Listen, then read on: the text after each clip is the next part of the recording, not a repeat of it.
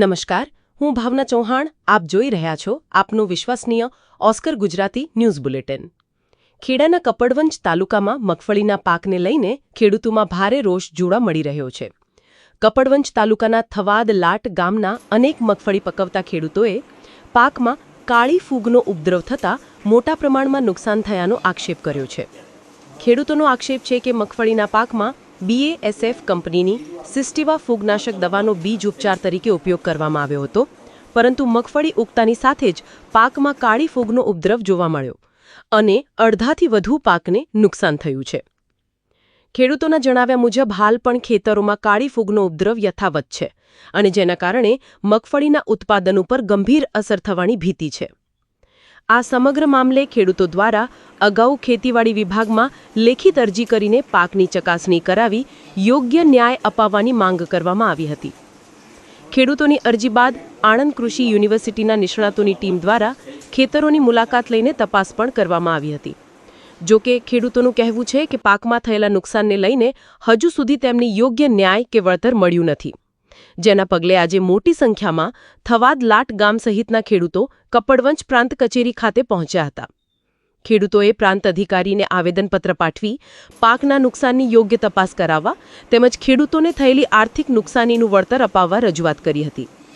ખેડૂતોની માંગ છે કે સમગ્ર મામલે નિષ્પક્ષ તપાસ કરવામાં આવે, પાકને થયેલા નુકસાનનું વૈજ્ઞાનિક મૂલ્યાંકન કરવામાં આવે અને જો દવાના ઉપયોગ તથા પાકના નુકસાન વચ્ચે કોઈ સંબંધ હોવાનું તપાસમાં સામે આવે તો જવાબદાર સામે કાર્યવાહી કરવામાં આવે તથા ખેડૂતોને યોગ્ય વળતર આપવામાં આવે.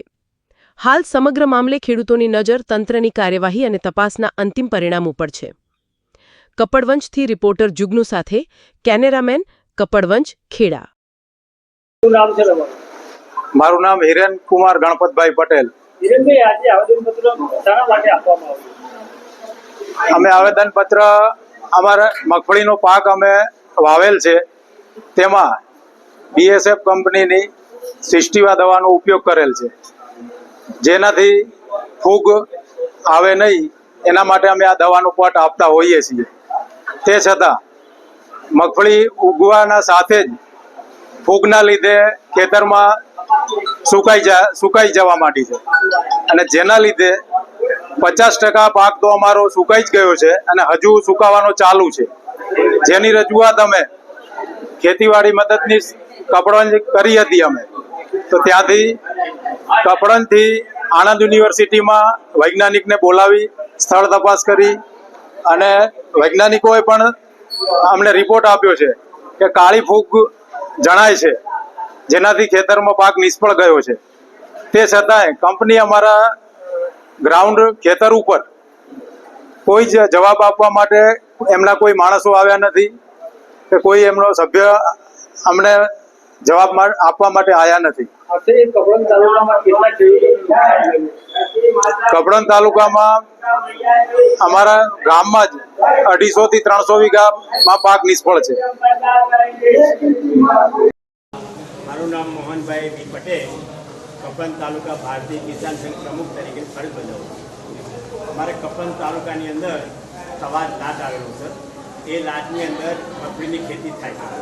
મગફળીની ખેતીની અંદર ખેડૂતોએ કપડવંજ બજારમાંથી એગ્રોમાંથી દવા લાવ્યા છે, ફૂગનાશક દવા એગ્રોમાંથી લાવ્યા છે.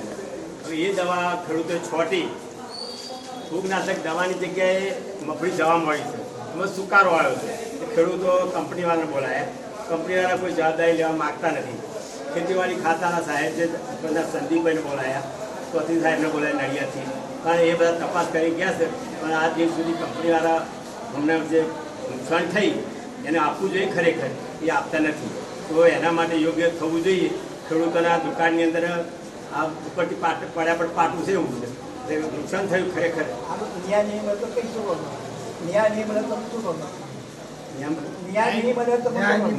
તો ભાઈ અમે ઉગ્ર આંદોલન કરવું પડશે, અમે ના છૂટકે કોઈ રસ્તો જ નથી અમારી પાસે. શાંતિ બધી રીતે માર્ગે જઈશું. પછી નામ તમારું? કાનજીભાઈ આર પટેલ, ભારતીય કિસાન સંઘ ગુજરાત પ્રદેશ વતી. આવી રીતના પત્તા શા માટે વાપર્યું? થવાદ લાટની અંદર મગફળીની અંદર બીજ પટ આપીને જે દવા વાપરવાની હતી તેમાં પાક નિષ્ફળ ગયો છે. 50%થી ઉપર પાક નિષ્ફળ ગયો છે. ખૂબ કાબુ ના આવી પણ પાક નિષ્ફળ ગયો છે અને એના માટે ઉપર રજૂઆત તાલુકા ખેતીવાડી અધિકારીમાં રજૂઆત કરી, ત્યાર પછી નડિયાદ ખેતીવાડી અધિકારીમાં રજૂઆત કરી, તેના સેમ્પલ પણ લઈ ગયા અને સેમ્પલનું રિઝલ્ટ થોડા દિવસમાં આવી જશે. પરંતુ અમારું એવું માનવું છે કે આ દવાના પરથી જે થયું છે, બાકીના બીજા કોઈ પણ દવા છોટી એ પાકમાં કોઈ નિષ્ફળતા નથી. આ દવા જે ક્ષેત્રો જે ગામમાં છોટી છે એમાં નુકસાન થયેલું છે. આ દવા કશી લીધેલી? દવા એમના કયા પ્રમાણે માપ પ્રમાણે જે માપ આપ્યું છે એ પ્રમાણે જ છોટેલી. ના કપડથી જ લીધેલી છે.